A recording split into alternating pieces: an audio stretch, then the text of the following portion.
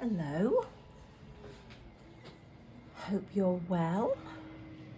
I'm here today to show you a little art magic spell for when the inner critic comes along. Now, this is an old spread from a book that I started quite a while ago now. Can't remember. And I lost my love with it. So it's a book that I am going to revisit. Let's revisit it at the end of this year. I have plans, maybe a little bit before. I might play in it. Anyway, this is the book. Look, it's a kids' storybook that I altered the front of to say the next chapter, and then it just didn't sort of work out for me. So I am going to come back to this. But anyway, within this book, I had a day where I was really, really fed up. I thought I was useless, worthless, rubbish, silly, all those horrible words that you sometimes listen to in your head. You know, we all, as artists, know that the horrible, nasty bastard comes along and upsets you now and again. So this is my little bit of art magic, art spell for you to help you deal with it when it arrives, because it does. I'm sort of revisiting this because I had a moment last week where, you know, the horrible, creepy green thing was on my shoulder again, telling me that and everything I do is a bag of shit and I need to stop and it's all rubbish and you're just pretending.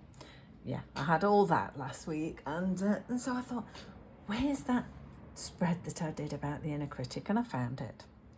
And it's funny because I found it in this book, which I had put on the shelf because I didn't want to do any more work in. And then it led me to think, maybe I can play in it again. So, you know, synchronicity. Anyway, I have a printable for you, and I'll talk through what I did when I created this. So I imagined what the inner critic would look like. And that day I thought, there's a horrible green thing with nasty teeth, nasty eyes, and claws. Red claws as well. Hello. Somebody's heard the inner critics around. Come to get him. Right. So I did the background, which was green and black and splashes of red. The red felt like it was me, like he was clawing at me. Anyway, so this is the inner critic here. So we want to shut him up. So how are we going to shut him up? If we're going to use art magic, we're going to visually shut him up, aren't we? So I made these little things here saying, shut up and be quiet. And I made some handcuffs for him.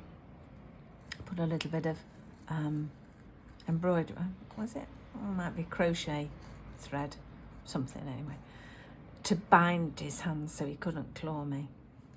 And my little hand saying, stop, shut up and bugger off. Right, this moves as well. Maybe I put one of those little pins in it so that it could move. And then we've got the little bubbles here. So for you to put words of encouragement in. And you can find them even when he's doing his horrible work. You can find them. You can fight against what he's saying. So in here, I put the lies that he was telling me. And in here, I put the truths. Okay? I mean, I can't read what I put. Today, I woke up with that nasty bastard called inner critic, sowing seeds of doubt over what I'm trying to do. This is when I think I started doing things on YouTube. I needed to shut him up and stop his words and claws from hurting me. It's all bollocks, and we have to remind ourselves of the truth. I am doing something worthwhile. It is not a waste of time. I do deserve for things to work out for me, and no one's laughing at me. So you have a choice. Listen to this, be safe and bored, and don't get anywhere, and be miserable. Or listen to the truth, ta-da, and be vulnerable and visible. That was what it was for me. It was making myself visible after I wanted to crawl under a stone.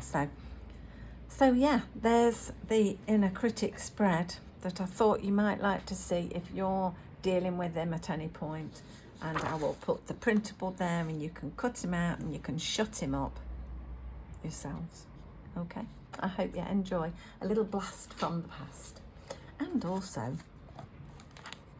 you know, let's see what we can do maybe with this book. Maybe I can do something. And watch this space.